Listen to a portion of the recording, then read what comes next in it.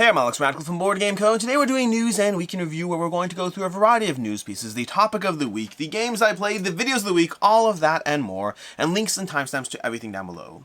But let's go ahead and start this off with CMON has a bunch of things out of their CMON Expo. They had, well, one of the CMON, they have a few CMON Expos. They have one in the US, they have some internationally, but they announced that the Dead Keep will be coming into crowdfunding in 2024. Actually, to be more specific, they didn't actually say crowdfunding. The Dead Keep will be coming in 2024. Maybe it'll be crowdfunding. Now I'm not sure. I'm not sure if it'll be crowdfunding, but it'll be coming in 2024 with art by Paul Bonner, who I believe did the Troidvang series of games. This is going to be a dungeon crawler in a cooperative vein, which is a lot of not information. I mean, it's a genre, it's a category. I want to know more, but I don't have more yet. I just have the Dead Keep from CMON in 2024. I'm excited. Don't get me wrong. I'm sure I'll get my hands in it, back it, play it, whatever, all those fun things. I just don't know enough yet to be like dungeon crawler cooperative. I'm excited. I'll be excited just later. Then, speaking of which, I forgot the next news piece. They're out of order over here. We have over here, Board Game Wire, another New York board game cafe refuses to recognize the workers' union. Shortly after Hex & Co., we had this piece a few weeks back. Hex & Co. had a whole bunch of employees looking to unionize, and now we also have the same thing going on with the Brooklyn Strategists. So, 75% of the staff signed up to unionize. They are currently not being recognized. I don't have a ton of information about the situations over here. Honestly, I don't even know the laws around all these things well enough, especially state by state and all that. But just, it is still news, so in case you are relevant to the Brooklyn Strategist or any of those people, employees and all that, it looks like a bunch of New York game cafes are trying to have unionized employees. Unions are have been making a comeback to a degree over the past several years, and it's complicated because I don't know a ton of... I'm not an expert on the genre, but I do know enough to know that unions are both an element of tremendous good and also elements of bad as well. Like almost everything in life, unfortunately. It's complicated. It's very complicated, but unions were a huge part of ensuring that as the world entered the Industrial Revolution, it did so in a way that didn't completely cripple people's abilities to function. And I would say that now more so than ever with the rise of AI, like I am all for progress. I'm for AI with caveats and context and all that, but I do think unions are an interesting conversation in terms of the balance of the equation. Because I think, like everything is good and bad. Everything has potential for good and bad. With great power comes great responsibility. And I think AI has the potential to do tremendous, incredible things, and also has the potential for bad. And if we're not scared of that, well, other things that could be good and bad, aka unions, should also be an interesting conversation to have. But yeah, this is neither an endorsement for or against unions. This is me just reflecting my own personal thoughts out loud that I didn't plan on getting into. But we have CMON! A God of War board game is on the way. I'm more excited about this. This is a God of War board game, which, fun fact, a random piece of information here, but before we get into the random piece of information, CMON announced they'll have a CMON Expo in Thailand, where they're going to be publishing a God of War board game. They've already done a God of War card game. This is going to be a God of War board game, minis and all. Don't know how it'll manifest, don't know what it'll turn into, but I'm sure it'll do well. The thing that I find the thing that I find funny, I guess, is a long time ago, I wrote a rule set for God of War. I wrote a rule set for a God of War board game. I had this idea, I put it into play, I kind of started putting together the basic concepts. It wasn't the whole rule set, it was like 2 pages of an outline of a general concept. And then I kind of sent it to CMON. I was like, I don't care if you ever make this or not. I don't care. I'd love to see it. Now, to be clear, to be a million times clear, I'm not claiming credit for this game. They had the God of War card game. That's why I sent it to CMON. But I was like, if anyone's going to make a God of War board game, you will. I would love to see some of the... I'd love to see it, basically. So I was playing God of War, the video game at the time, and I was so into it. I wanted to kind of manifest the board game thing. I've written rules for a bunch of board games. I just don't take it anywhere because, frankly, that's a lot of work of stuff I don't like doing, like playing my bad game again and again and again. So maybe one day. But for right now, I just wrote a rule set of CMON for God of War. I wrote a rule set for a God of War board game, and then unrelated, this is being completely made. Again, I want to stress the unrelated. I'm not taking credit for anything here. It's the exact opposite. I assumed they would make it, and I just wanted to write a rule set. Moving on, we have ChatGPT. Speaking of AI, ChatGPT has an article here about the fact that they are working with some degree of AI-generated teaching you board games. This is something that I've actually seen a few instances of it being done, where someone took an AI-generated concept and turned it into like, hey, you can query AI for board game rules. It looks like ChatGPT is in some way getting involved in this. We don't have a ton of information on this yet, but it looks like they're leaning into it in some way, shape, or form to be able to do a ChatGPT teaching you how to play Frosthaven or Gloomhaven or anything for that matter. God of War the board game.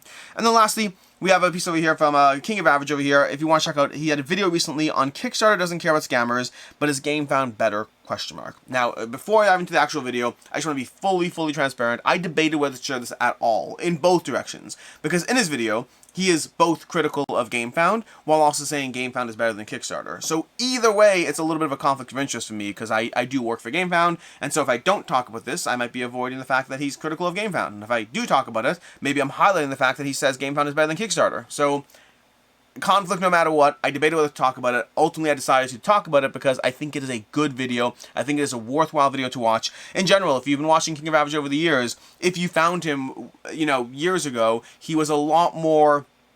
He's always been someone who was very strongly taken the consumer side of things, which I think is a good thing. There have been times in the past where he did so with a lot more... I would say I personally feel the content years ago was a lot more one-sided in its approach, whereas I think over the past year or so, if you watch his content, it has been a significant shift more towards being balanced in the coverage presented. Still having his opinions, his view hasn't changed, but it's a lot more balanced in the presentation, and it's, I guess my point is if you bounced off of King of Average because you thought the content was a little bit more, what's the right word? If you thought the content was a bit more one-sided and angry or whatnot, I think that's very much shifted, and I think you'll find a lot to gain out of this. But, that kind of aside, this particular video goes into the nature of, and specifically around the Teozo game table, which I actually talked about several weeks ago on the channel. The Teozo game table was on Kickstarter. It was a $500,000 scam. Now, I can't guarantee it's a scam. I can't guarantee it. I'll just say allegedly a scam. But every single sign about the crowdfunding campaign screams to the fact that $500,000 of backers' money is going to disappear. Hopefully I'm wrong. Hopefully I am. And technically I think Kickstarter still has 14 days before the money's distributed. So it may never make its way to Teozo. I don't know. But the whole thing looks like a giant scam that everyone who's actually aware of crowdfunding is screaming that at the roost and saying this is a scam. Kickstarter shut this down. And Kickstarter is completely silent on the subject. And that's an incredibly frustrating experience for you to watch as a consumer, as a content creator, as anyone in the industry. You're watching the kind of situation that makes people trust crowdfunding less happen. You're watching it in real time and you're like, this is a problem. But nothing happened with it. Now, to be very transparent and clear, again, first of all, I work for Gamefound, take that into account. It's in my best interest to trash Kickstarter, I guess. But I'd say that you don't know Kickstarter's side of the equation. We over here do not know what Kickstarter did or didn't do. We don't know if they talked to Teozo. We don't know anything about the situation. The practical reality is we only know what we see. We don't know what we didn't see. But without knowing what we didn't see, it looks bad. It definitely looks bad. At least put out a statement saying we've talked to them, we've looked at something. I don't know. I don't know the situation. All I know is it doesn't look good. It doesn't look good for the platform. It doesn't look for crowdfunding. It doesn't look good for the situation.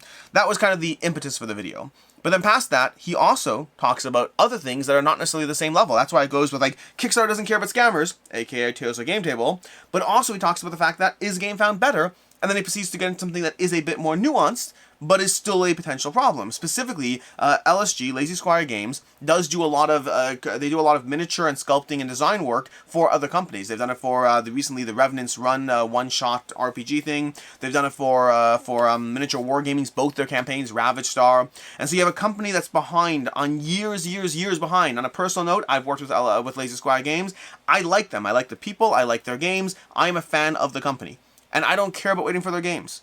But that's a me thing. I don't care about waiting for the games. I have plenty of games. I'm not in a rush. When they show up, they might sit on the shelf anyway. I don't know. That's a me thing. I recognize that whether or not I personally care, others are waiting for these games for a long time and are frustrated by it, and that's entirely reasonable. And meanwhile, they're watching you. Sure, you're not running another campaign, because, I mean, speaking frankly, Gamefound wouldn't let them run another campaign, and with the current situation where it is. But they may not be running another campaign, but they are being involved in other campaigns. And so what's the right answer there? And King of Average, Michael, he doesn't really necessarily get into the right answer. He talks about the fact that the communication should be better. The way he communicates with backers should be with a little bit more respect and understanding of the situation of the frustrated part, as opposed to a bit of a flippant, like, hey, we're at least making progress, which is true, by the way. I think Robert at Lazy Squire Games, I think he is a genuine... I like him. I genuinely, from interacting with him, I like him. And I think his sense of humor is spot on. And I think his casualness as far as how he approaches the responses to backers, I think it is... I think he's forcing, this is all conjecture, I haven't spoken about it, I think he's forcing himself to engage with backers as opposed to disappearing, as opposed to writing an update and walking away, as opposed to not writing an update at all. I think he is intentionally engaging, and I think that's a good thing.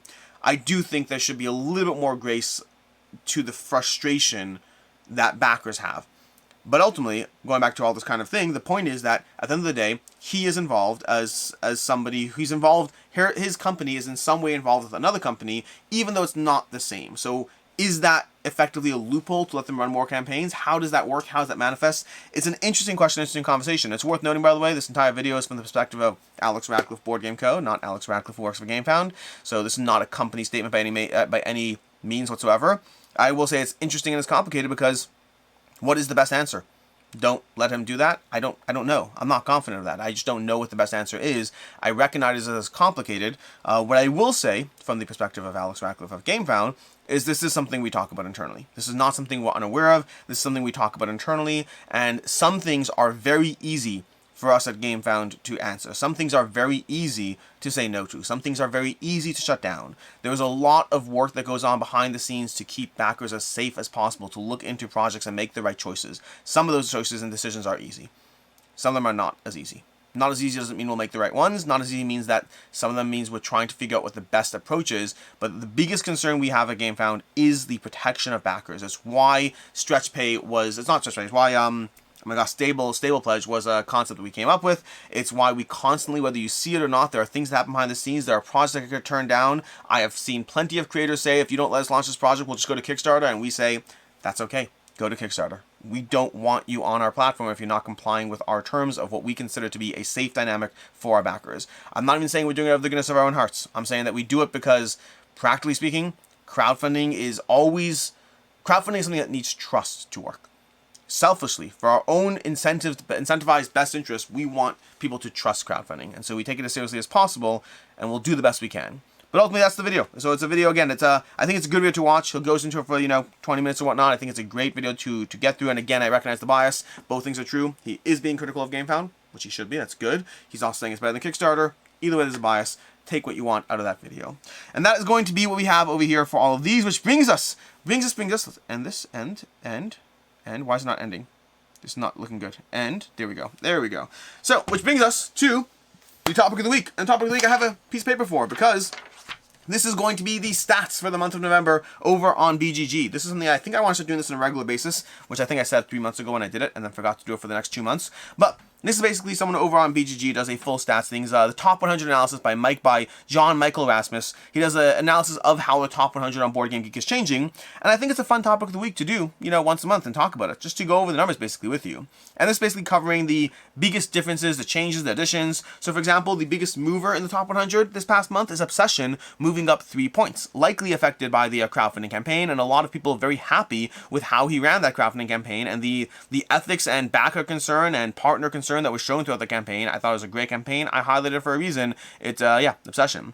The Falling Stars. This is going to be the game that fell the most, and that's going to be Through the Ages, A Story of Civilization, dropped by 2 points. Now, this is interesting to note. This is not Through the Ages, A New Story of Civilization. That's Through the Ages, A Story of Civilization, so it dropped down to position 84. Obsession, by the way, bumped up to 80 over there. So it's going to be the highs and lows.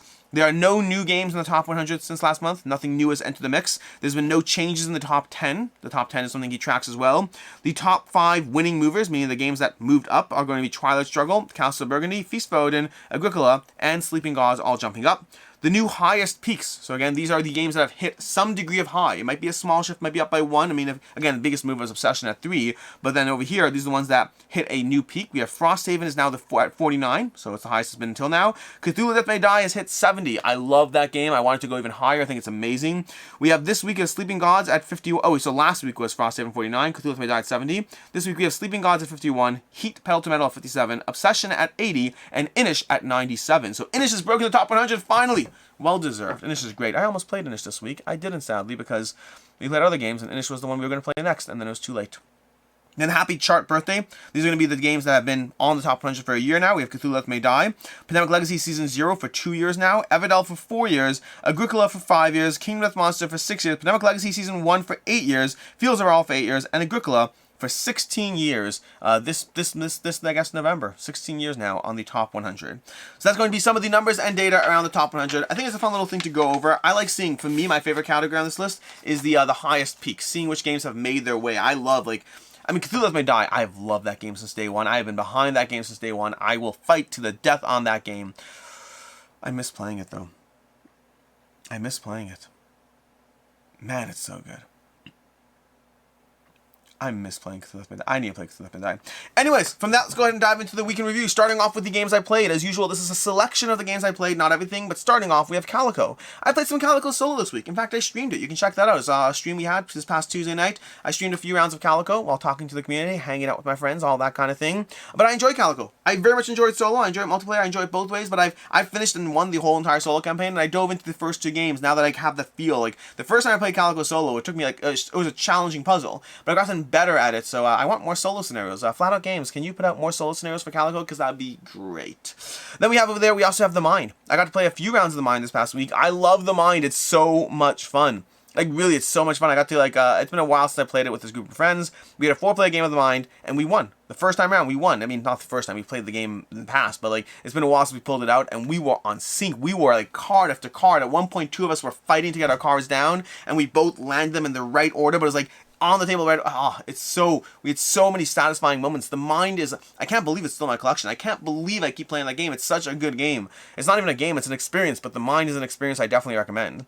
We have Under Falling Skies. I played that with my 8-year-old this past week. I taught him how to play Under Falling Skies, and we got to play it together. It was so fun. It was like, I know it's a solo game, but I was teaching him. He was bored, and he wanted something to do, and I wanted a little bit less screen time, and so we were like, hey, I'll teach you Under Falling Skies. And he sat down, and then he rolled dice, and he figured it out, and he played it, and we won. It was so much fun. I want to play it again. I like teaching him. I guess I think it's my first time. Teaching. No, my daughter I've tried teaching. So all of my kids play games in different ways, different degrees. My daughter probably plays games the most, but this particular son, I think this is his first time playing solo games. My daughter, I've tried teaching solo games, hasn't been her jam as much, but he really enjoyed it. So we'll see what happens there more. But yeah, Expeditions. The last game I'm going to talk about is Expeditions, which I played again this week. And it's fun. I like Expeditions. I went 4th in Expeditions. I went 4th in the game. It was a 4-player game. I went 4th. I did win. Irrelevant only because there is a constantly, there's a constant reference to the idea that the 4th player has a disadvantage because they don't get meeples. And I didn't get meeples the first round. I had to wait 2 rounds to get meeples. But I did get meeples, and I did manage to turn around. To be fair, the counter argument to that is I do play Expeditions a decent amount, and I am arguably better at it than the rest of my group. So that is I specifically went 4th for a reason. But yeah, Expeditions, phenomenal game. I think it's great. I still love it. I played it this is the first time playing it with the metal mechs. Oh, it's so nice. The metal mechs, they're so shiny. I love it. That's going to be the games I played this past week, which brings us to the week in review. The week in review, the videos I've done, starting off with this past Saturday. I had a review for Ticket to Ride cities, Berlin and San Francisco. They're fine games. They're okay. I prefer Ticket to Ride in its basic iteration, and I prefer Ticket to Ride Legends of the West more so than any of those. But I just covered the 2 games. I covered San Francisco and Berlin. I like Berlin more than San Francisco. San Francisco, to me, just doesn't need to exist. Berlin at least had interesting decisions, but neither of them are going to be my preferred way of playing Ticket to Ride. So, you know, they're okay games. Then later on Saturday, we had an interview for The Witcher. I did an interview with Go On Board, with Lukas Wozniak from Go On Board, and did I say is that his name? Lukas. I just realized I'm not sure if I got his name right. But Lukas, definitely Lukas from Go On Board, talking about The Witcher, Path of Destiny, talking about the game, talking about their plans, talking about all that stuff. But that is going to be Saturday's video. Then on Sunday we had Should You Back Marvel Dice Throne and Should You Back The Witcher Path of Destiny. 2 dedicated Should You Back videos to go into both of those campaigns, do a bit of a deep dive, show you all the stretch goals, show you all the pledge levels, talk about whether it makes sense to get those games, from which perspective as well, not just monetarily, but do you need those games, do you want those games? In both cases, I think that they are definitely very much... well, the campaigns are over for both of them, and actually, The Witcher, I think The Witcher exceeded, they both did like 4.2 and like 4.4 million, something like that. The Witcher taking the edge slightly over. Also, highest number of backers on Gamefound, by the way. The Witcher hit the highest number of backers that a Gamefound campaign has ever had live, like not counting Pledge Manager stuff and all that. Then on Monday we had a 2-back and out-to-back, going over all the crowdfunding campaigns. Not all. I couldn't do all. There was so many. It was an hour and 15-minute long video, and that was with me cutting out a bunch of campaigns. So, yeah. Lots of campaigns to go through, lots of things I want to back, lots of things I'm choosing not to back because I'm trying to be responsible, but a handful of things I still will back because, responsibility aside, sometimes you just want a game. Then on Tuesday we had Stars of Akarios, a preview for Stars of Akarios done by Meg. Again, keep in mind, paid content and all that, but this is a preview showcasing, Stars of Akarios, what the game is, what are the differences between 1 and 1.5, some brief notes on the expansions, and I know some people were like, I wish you had shown the expansions. So do we. Unfortunately, the practical reality is sometimes we are limited to what we have to work with. And in this case, this wasn't even meant to be a showcase of the new expansions. It was meant to be more of a, what are the differences between 1 and 1.5? But while there, we mentioned the expansions. We just don't have the content to go through. I've actually played through the Battles of Akarios, which is one of the new expansions, but that's going to be in a second, because we'll talk about that in a second. Later on Tuesday, we had a review for Hey, That's My Fish. I gave that a 3.5. It's a solid game, a game that I've enjoyed over the years. It's not my favorite game in that genre of tactical movement, but I've had that game for so long, and even now we have it because my daughter likes that more than some of the ones I prefer. And then lastly on Tuesday, we had a Stars of Akarios gameplay. This is me diving into a Stars of Akarios TTS gameplay of the Battles of Akarios, together with Brendan from Open Owl Studios. I enjoyed it. It's fun, but I need to. Part of the problem we had was I kept asking the occasional like edge case rules questions because there are differences. I've played Stars of Akarios. I know the basic rule structure, but there are differences in the Battles of Akarios, which is a standalone version of the game where you play individual scenarios with different rules around how it operates. The problem is he was having some issues in which he couldn't hear me talk. Most of the time. I could hear him the whole time, but he couldn't hear me at points, which made communication very interesting when I'd be like, so I do this, right? And he'd be like, so yeah, you can definitely roll the dice. And I'm like, that's not what I asked, not what I asked at all. So there were a few points doing that video that are a little fidgety, but ultimately I think overall it showcased some degree of what the Battles of Akarios is, how it operates, and how it's different than the regular game. And again, sponsored content. Then Wednesday we had a video of, what do we had? We had Tanares Adventures. Tanares Adventures, they're going to continue the campaign, diving into more Tanares Adventures. And again, this is a sponsored campaign playthrough that, going through the entire Tanares Adventures. This completed the end of week 2, which means we're halfway through the game, or a little bit less than halfway through. But we are continuing to charge through this. This is going to be like, I'm just going through the entire Tanares Adventures from start to finish, the entire campaign. Again, the opportunity to finally dive into this one. This is like, it's a long, the individual sessions are 2 to 4 hours long. Because you're seeing an edited version. When you see me playing, this is like a 3-hour long video, and that means it's really a 4-hour long experience because I cut out all the setup stuff. So it's really a 4-hour long experience of me sitting down for 4 hours to play this game. But I like it. I like it a lot, so I keep doing it. That was early Wednesday. Later on Wednesday, also Tuesday night, I forgot, Tuesday night we had the Calico live stream, Calico solo play.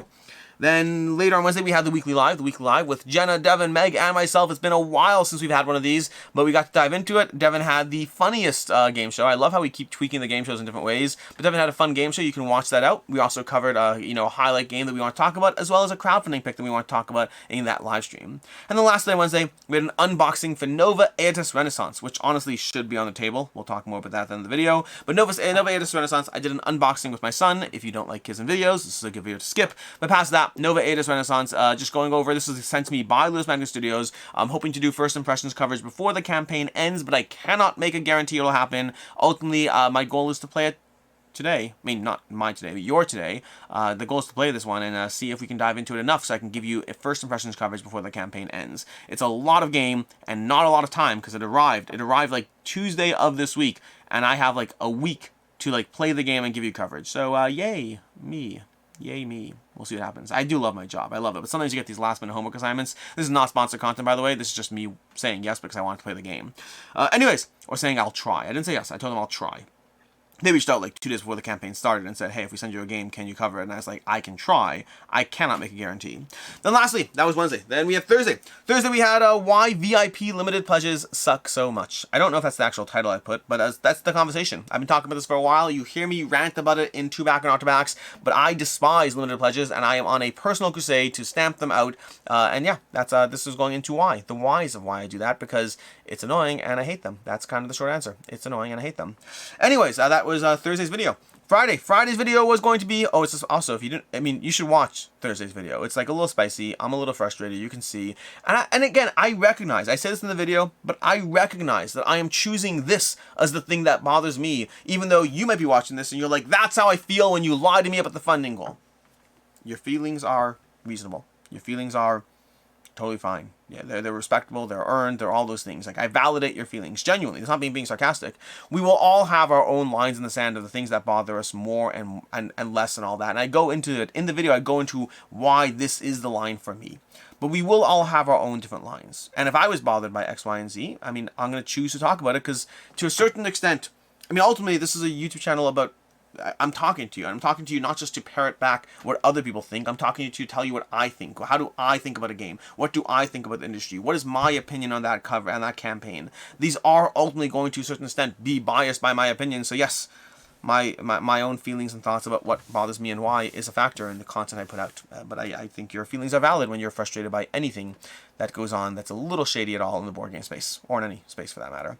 Friday we had a review for Unrest. Really enjoyed that one. Pandora has been on a bit of a recent, they've been giving a lot of games recently that I've really been enjoying the back and forth nature of it. I don't think it's a forever game for me, but I think it is a game that I'll continue to dive into until I feel I've seen enough of it. But I really enjoyed Unrest. It's asymmetric sides, trying to, one place playing as the Empire, one place playing as the Rebellion, as you try to control and take care of the, or overthrow the cities. Thematically, I don't know 100% all the stuff.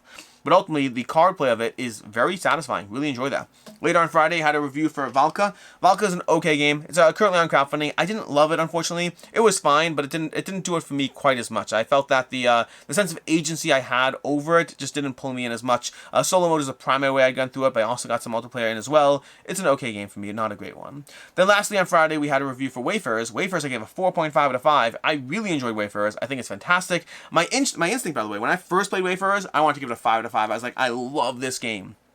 The more I played it, the more it shrunk a bit for me. Now, shrunk a bit is not a problem. 4.5 is hardly a complaint to give, but I really enjoy Wayfarers. I very strongly recommend it. It did drop for me across multiple plays, but still very much one that I strongly recommend as if you like midweight Euros, I think Wayfarers is fantastic. And for me, it's the first Shem Phillips, you know, in this line of games, the first one that I'm really into. The others have always been a bit more of a miss for me. And then we have today we have a gameplay for Wasabi going up, as well as a preview for Fire Siege. That's going to be going up today on the channel, so make sure to check those out. And then lastly, next week we have a few things going up. We're going to have a gameplay for Deceased going up on the channel, as well as possibly a preview. We might have a preview as well, but a gameplay for Deceased going up on the channel, as well as 7 games to check out if you like Ticket to Ride, along with a review of Ticket to Ride Legends of the West, the entire legacy game of that. So lots of content going up next week, which brings us finally to the games on the table. As usual, these are games I hope to dive into this week. I would love to play Robocust Arena. Haven't played this one since the prototype days, and would love to dive into it. We have Evian, which, by the way, this is going to be sponsored content. I believe there's going to be a gameplay around Evian on the channel, but I'm just excited to play it because I want to play it, so that's why it's here. We have Challengers, which I've played regular Challengers. I want to dive into Beach Cup and see how that, you know, iterates the experience for me, or at all in any way. I mean, it's new sets of cards at the very least, and you can mix and match, so I just want to see how Challengers is. And then lastly, the game that should have been on the table, like I said already, Nova Aetas Renaissance, which is likely going to be the bulk of my solo time, you know, this weekend. So we'll see how that plays out. In any case, and until next time, I'm Alex Radcliffe from Board & Co. Hope you enjoyed this video, and as always, I hope you have a good one.